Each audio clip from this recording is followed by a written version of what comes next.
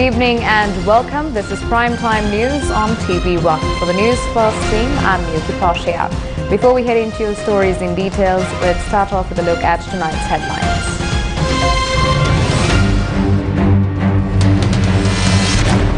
Sri Lanka begins talks with Australia on renewable energy investments. Cost of living hits new high as hotels and restaurants face closure. Core Group on Sri Lanka releases draft resolution with mounting concerns on human rights. Lawyers charged for tooting horn to Kaputukak tune released by court. US will continue to speak up for democracy, says ambassador. 20 million rupees in damages to president's office due to protest. Starting off with your top story tonight, Sri Lanka and Nepal reached a preliminary agreement on boosting tourism and expanding education opportunities.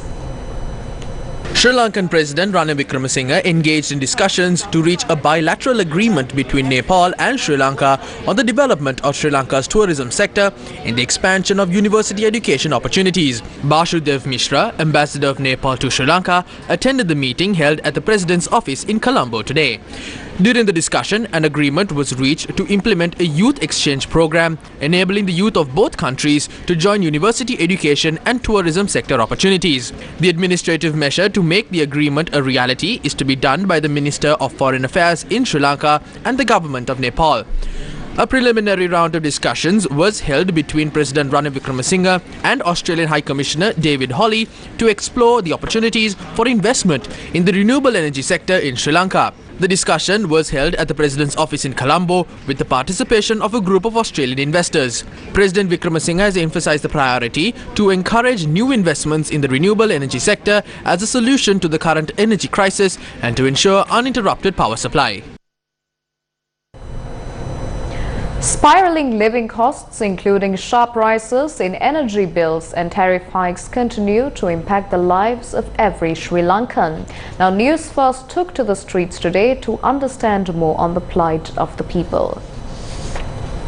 Sri Lanka has been self-sufficient in food staples for decades. However, it is now facing a food crisis. This crisis is so severe that people who had no issue in accessing 3 healthy meals a day have been forced to cut down on expenses and even limit their intake. Our lives are in dire straits. We are surviving with the greatest difficulty. Prices go up every day, but it never comes down. A kilo of chicken is around 1,400 or 1,500 rupees. Even an egg is 55 rupees now. A daily wage earner's salary of 1,000 rupees is done and dusted once you buy a packet of milk powder and 500 grams of sugar. Our kids cry out in starvation. A man used to eat 3 meals a day. Now he only eats 1 meal a day.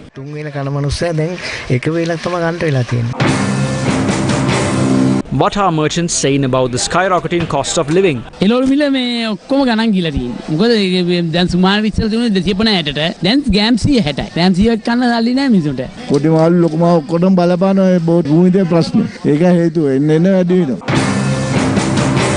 It's almost as if there is no industry that hasn't been affected by the ever so increasing cost of living. Around 10,000 bakeries have closed down around the island. The prices of flour, eggs, as well as meat items have risen in the recent past. Electricity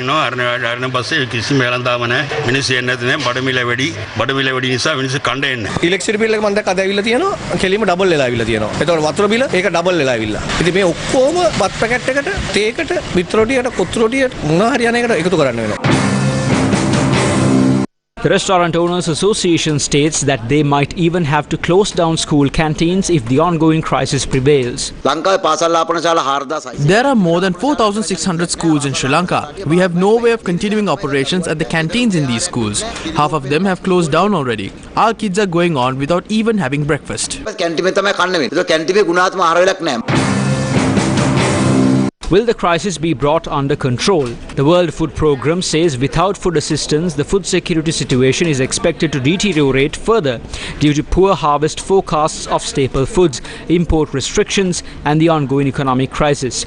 The World Food Programme further emphasizes that 6.3 million people faced acute food insecurity in June. පානු පරිප්පු කන්න පුළුවන් තිබුණ මිනිසුන්ට දැන් පානු කියාගන්න බැරුව තියෙනවා. හරි අසරණ ඇමති මණ්ඩලය. ඒ කියන්නේ මොකද මේ මිනිසුන් සෑහෙන මාන්සි වෙනවා. මේ සෑහෙන මේ ජනතාව වෙනුවෙන් මාන්සි වෙනවා. තව මන්ත්‍රී දුර දෙන්න ඕනේ. දීලා මේ මිනිසුන්ට වරප්‍රසාද තව දෙන්න ඕනේ. මුන්ට ලැජ්ජ බය නැහැ. ඇත්තම කියනවා. දේවදර්ම දෙකම නැහැ. මේ යන විදිහට අපි නම් තව චුට්ට කාලයක් ඉන්නේ මේ ඉන්නවනම්. ඉතින් උන්ට සැප විඳිනවා නම් සැප විඳපදින්. කමන්නේ. අපි මේ සතුටින් ඉන්න. Sri Lankans have been reeling for months from an economic crisis, and many have opted to travel overseas to overcome the growing issues. Inflation is sending the costs of food, medicine and fuel through the roof and tipping the country into a crisis marked by joblessness and rising hunger, forcing many to look for employment elsewhere. A group of Sri Lankans who were qualified for employment in Israel visited the Sri Lanka Bureau of Foreign Employment today to inquire as to why they were not deployed for employment in a streamlined manner. The group alleged that those who completed level 3 of the housekeeping assistant and caregiving course and the English course have not been given the opportunity to travel to Israel for employment. There is a fraud taking place and the process needs to be transparent. If an officer is offered money, we can get our name on the selection list. There are many like me who sold their property to seek overseas employment. We urge the minister to open the process to travel to Israel for employment. We meet the required qualification. We did not come here to commit any scam.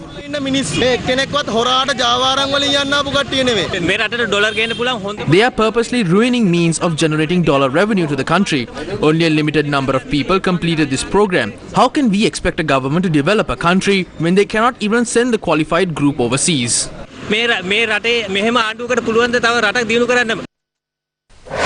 News First with the people.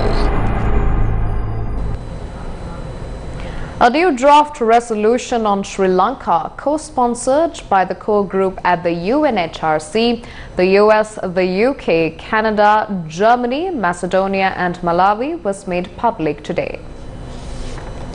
The draft resolution expresses concerns at the human rights impact of the economic crisis, including as a result of increased food insecurity, severe shortages in fuel, shortages in essential medicines, and reduction in household incomes, while stressing the need to promote and protect the rights of the most marginalized and disadvantaged individuals, including daily wage earners, children, old persons, and persons with disabilities.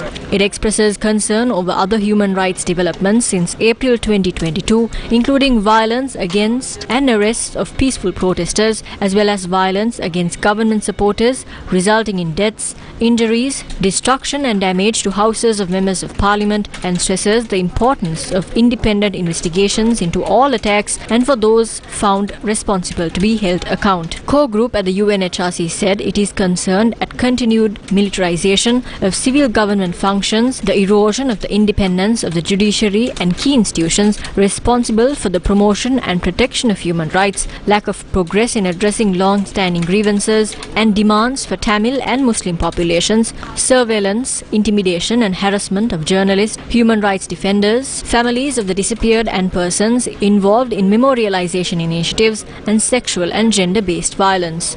It notes the persistent of lack of independence, impartiality and transparency of domestic mechanisms, and that emblematic human rights cases have been undermined through delays and the granting of presidential pardon to those accused or convicted of crimes relating to grave violation of human rights. The draft resolution calls upon the government of Sri Lanka to address the ongoing economic crisis and help ensure it does not happen again, including by investigating and, where warranted, prosecuting corruption, including by public and former public officials, and stands ready to assist and support independent, impartial and transparent efforts in this regard.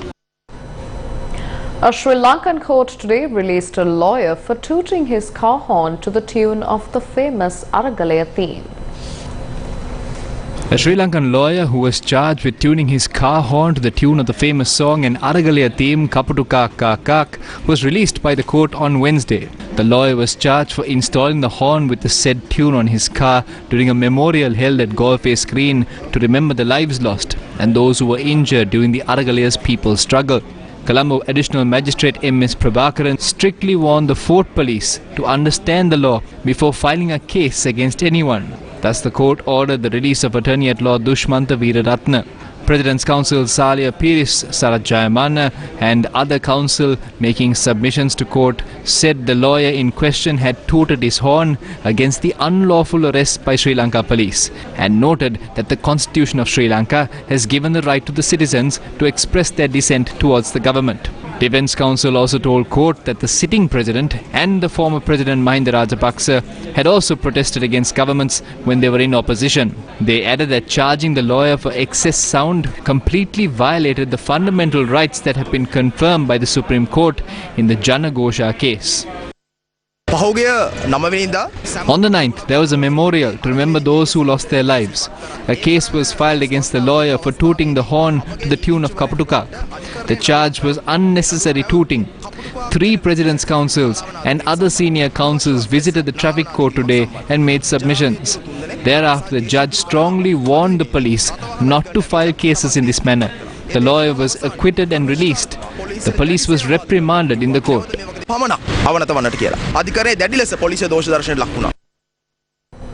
The United States of America believes the youth of Sri Lanka can help drive progress towards a peaceful, united and prosperous nation. U.S. Ambassador to Sri Lanka Julie J. Chung, speaking at the All Ceylon Young Men's Muslim Association, said that the United States government values its partnership with Muslim communities across the world.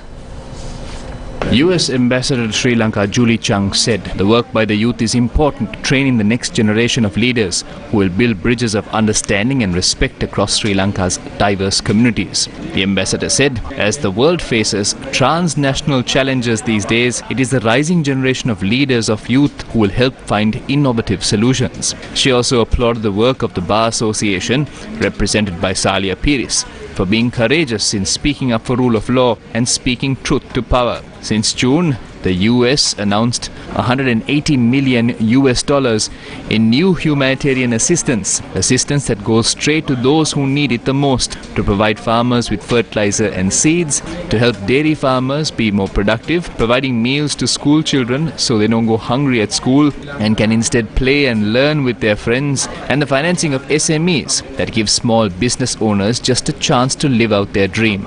The ambassador said the US will continue to speak up for democracy, human rights for all, rule of law, good governance and transparency. US Ambassador to Sri Lanka Julie Chung attended an event at the Devatagaha Masjid earlier on Wednesday evening, where she reiterated support to the Sri Lankan people. The US remains a friend and a partner to Sri Lanka. I hope you really understand that from my heart to yours. And our support includes financial assistance and support for the Sri Lankan people to achieve their aspirations for a democratic and unified nation, inclusive of all minority communities. We will continue to speak up for democracy, for human rights for all, dignity, rule of law, good governance, and transparency. And of course, to support Sri Lankans through the crisis, the US government has committed over $240 million just since June towards this crisis. But we also know beyond the current immediate crisis, there are medium to long-term ways to improve the country's stability. So we want to help unlock that economic potential. And we're all looking forward ahead to a day, a brighter future for Sri Lanka. Moving on, several U.S. senators, including the chairman of the Senate Foreign Relations Committee, introduced a Senate resolution calling for a comprehensive international approach to address Sri Lanka's current political and economic crisis. Senator Patrick Leahy in the report noted that the Rajapaksa family enriched themselves at the expense of the Sri Lankan people, ruthlessly silencing their opponents, inciting ethnic tensions and leaving the country in economic shambles. He added that after years of civil war and government mismanagement and abuse, Sri Lanka needs a government that is committed to ethnic tolerance, equitable economic development, human rights and justice, adding that it should also be the focus of US policy. The Senate Foreign Relations Committee Chair Menendez said that the resolution calls attention to the devastating political and economic turmoil plaguing the people of Sri Lanka and emphasized that the international community must continue to provide robust support and ensure that accountability for war crimes and respect for human rights in Sri Lanka remains top priorities. It urges Sri Lankan security forces to respect the Sri Lankans' right to protest peacefully and presses President Ranil Wickremesinghe to work with the opposition parties and ethnic minority groups in efforts to address the crisis. Over 40 people were ordered to provide blood samples for the investigations on the attack on a local political's residence on the 9th of May. 41 people visited the Kantale hospital today to submit blood samples in compliance with an order issued by the Kantale Magistrates Court. The group of 41 were arrested over their suspected involvement in attacking the residence of Trincomalee District MP Kapilanuwan Athukorala on the 9th of May 2022. Newsfirst correspondents said that the blood samples obtained from the suspects will be used to match with the blood samples obtained from the residents. However, those who visited the hospital questioned the reason for authorities deciding to destroy the remaining blood in the samples. They are refusing to give back the bottle containing my blood. I can destroy it myself. They told us to come here because there was blood splatter in the MP's house. I suspect they might mix the samples. They might even give the samples to the MP. We suspect the samples will be given to the MP. Then our blood becomes samples obtained from the scene. We were ordered to provide blood samples. All 41 of us complied with the court order and did so. Thereafter,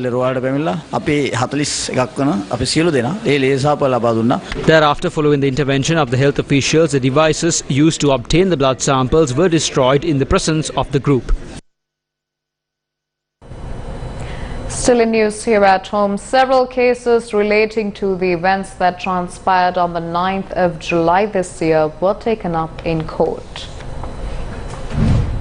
The Criminal Investigations Department said today before the Fourth Magistrate, Thilina Gamage, that according to the assessments made so far, the loss incurred after protesters forcibly entered the President's office on the 9th of July amounts to more than 20,500,000 rupees.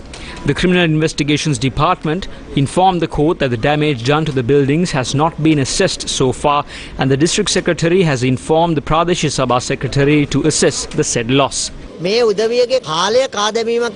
is a time-wasting process. The police is unsuccessful in presenting a criminal charge.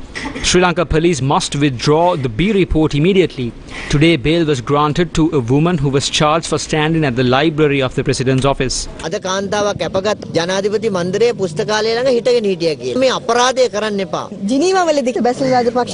Geneva, Basil Rajapaksa's name was mentioned when speaking of economic crimes. They can even travel overseas. You may arrest everyone who took part on the 9th of July. So, President, don't become a joke in front of the world.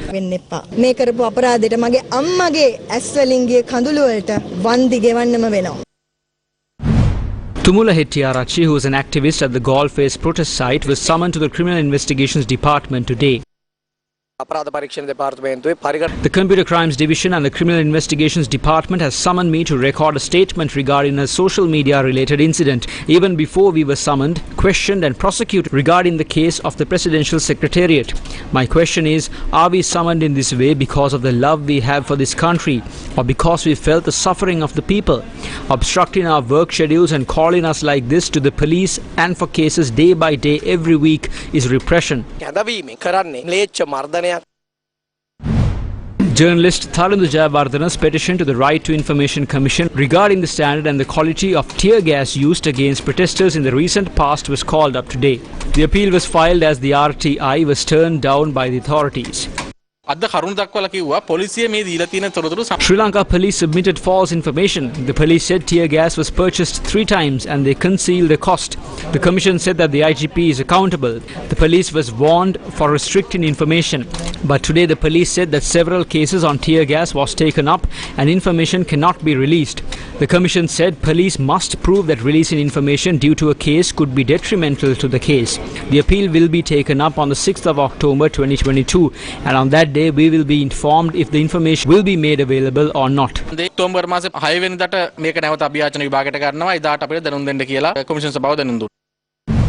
Lawyers of the Aragale movement convened a media briefing to comment on those who are responsible for devastating the economy.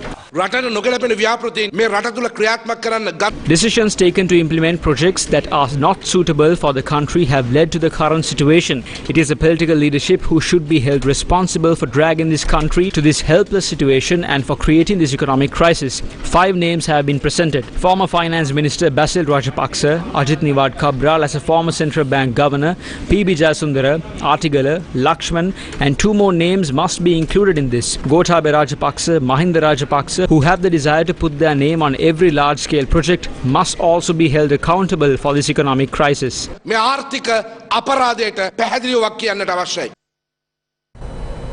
Let's now toss over to a short commercial break. Do stay with News First. We will be right back. News First. Main sponsor. Anko ege araksita iti ginipetti. Surya ginipetti.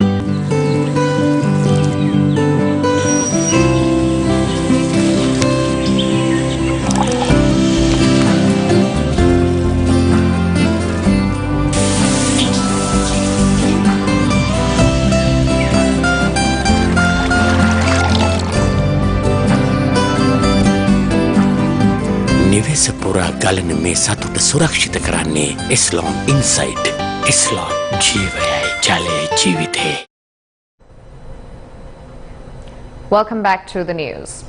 The SLPP was questioned as to whether the appointment of new ministers is a burden to the country. Now here is the response. It will be decided based on the performance of them in fulfilling the responsibilities vested upon them.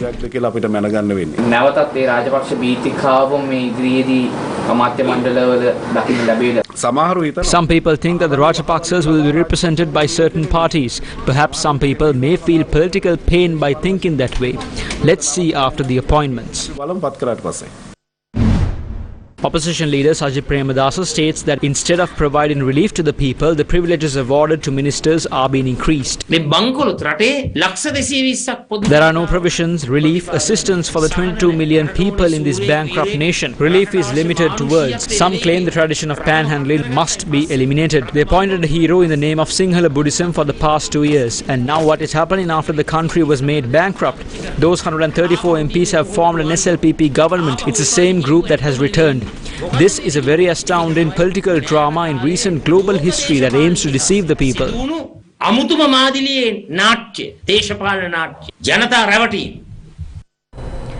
The economic crisis in the island has battered all segments of the Sri Lankan fabric, and the most affected are the day wage earners. This is their story. This is Vishmilata and Hasindu, a small Sri Lankan family that was not a burden to anyone. Despite facing many challenges, Hasindu managed to feed his wife and kids with the day wage he earns. However, after the economic crisis came down hard on Sri Lanka, families such as Hasindu's are left helpless with not a red cent in hand.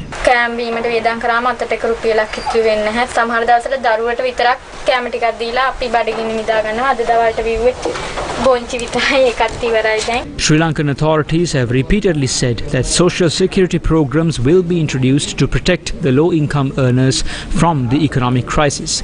However, this family has not received any support from the state and have not even been included in the Samurdhi benefit program.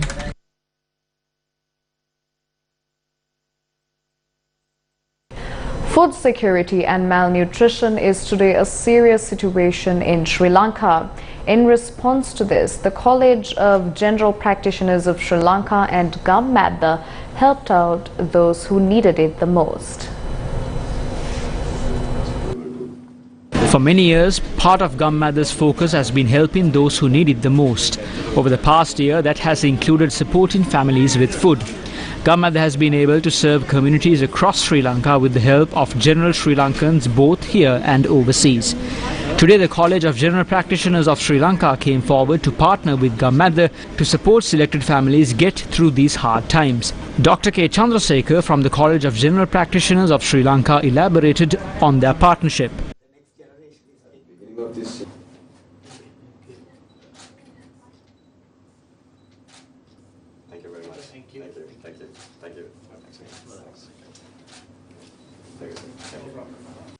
We are greatly privileged as the College of General Practitioners of Sri Lanka to be partners of the Gammadha team with whom we are planning to start the Helping Hands project. We are very thankful to the Gammadha team.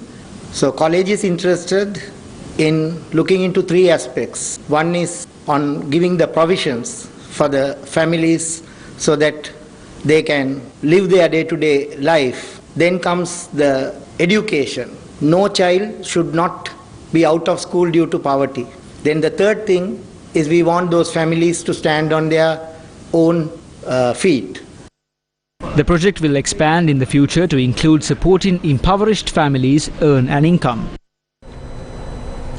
With that, let's toss over to a short commercial break.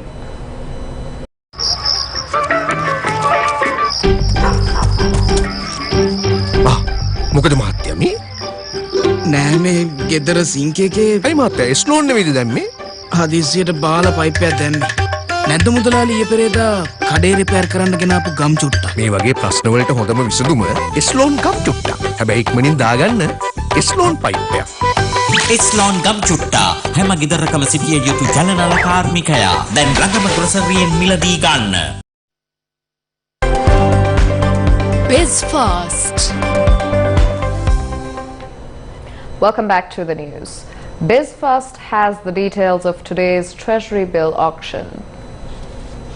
The Central Bank of Sri Lanka at the Treasury bill auction held today decided to accept 80 million rupees worth of offers. 78,881 million rupees was accepted with a maturity period of 91 days. The weighted average yield rate for the auction was 32.71%. Moving on, Sri Lankan authorities released a circular on reducing the mandatory retirement age in the public sector to 60 years. Secretary to the Ministry of Public Administration, P.K. Mayadunna, has issued the circular. In January of this year, the retirement age of government employees was extended to 65 years. However, as per the interim budget 2022, it was proposed for the retirement age of state employees to be reduced to 60 years. Now today is day 10 of the 4th edition of the Divisavya program supported by LOLC Holdings, seeking to support the most impoverished communities in Sri Lanka. Today's program was carried out centering the Galle district. The program was launched in many areas of the Galle district. The aim of this program is to support low-income earners to get nutritious meals on a daily basis.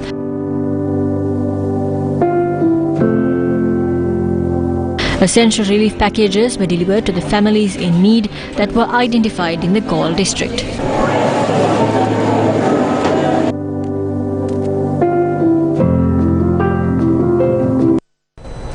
The Women's Chamber of Industry and Commerce relaunched its flagship property under the theme WCIC Pratibha Abhisheka.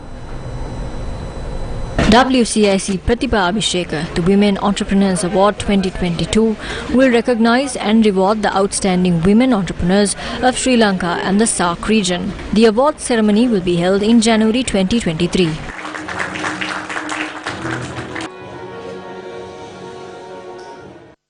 52% of our population being women, we have to showcase and we also have to engage them to be part of the economic growth. Because I personally believe it's entrepreneurs that actually fuel the growth of an economy. Without entrepreneurship, you cannot have proper growth, and we need to have more women entrepreneurs also participating in the economic growth. So women entrepreneurs have the ability to help our economy to grow in a sustainable manner. Because if you see, the special thing about women entrepreneurs is they build companies based on values. And also they build companies which are sustainable, diverse, and they build it for the long haul, not for short-term profit. But unfortunately, I think not enough is done to help these women, which is why we are taking this step to identify them, nurture them, and also to help them to grow. Sri Lankan President Ranil Wickremesinghe says that the Indian Ocean region is not an area of war and Sri Lanka will not take sides in rivalries. He was speaking at an event in Colombo this evening. Our importance has not depreciated. If at all, it has appreciated. The geopolitics of the Indian Ocean has unfortunately made us the punching bag for Hambantota. It is not a military port. Though we are a commercial port, it shows our strategic importance that many people sort of come to conclusions which are unwarranted. And I hope the next agreement we come with China will not cause such speculation. It is only about debt reduction for Sri Lanka. We don't participate in military alliances. We certainly do not want the problems of the Pacific coming in to the Indian Ocean. We don't want this to be an area of conflict, an area of war. Sri Lanka will not take part in any big power rivalry. That we had decided from the time of Right Honourable D.S. Senanayake. It was shown in the Colombo Powers Conference, in the non-aligned conferences, whatever it be, that we will not join any big power or take sides. We will stay out of it, and that's why we want to ensure that the big powers and the rivalry doesn't lead to, certainly lead to conflict in the Indian Ocean. That's one thing we can't afford.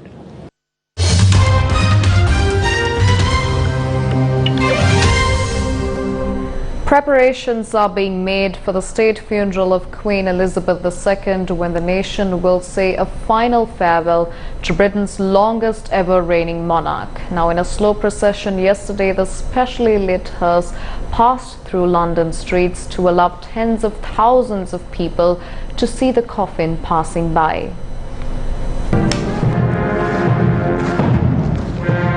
Queen Elizabeth died peacefully at the age of 96 on Thursday in her holiday home at Balmoral Castle in the Scottish Highlands, plunging the nation into mourning for a monarch who had reigned for 70 years. The Queen's coffin is now in Westminster Hall, where a service is being held before she lies in state. Thousands of people lined the streets for a procession that brought her from Buckingham Palace. Princes William and Harry, along with King Charles III, walked behind the coffin, while guns were fired in Hyde Park and Big Ben is tolled every minute. The Queen's funeral will be held on Monday, the 19th of September. Heads of state from across the world will be flying in to join the members of the royal family to remember the life and service of the Queen. Senior UK politicians and former prime ministers will also be there. This date was declared as a bank holiday. And that's a wrap of primetime news here on TV1. For the News First team, I've been Nuki Poshia. Take care and good night.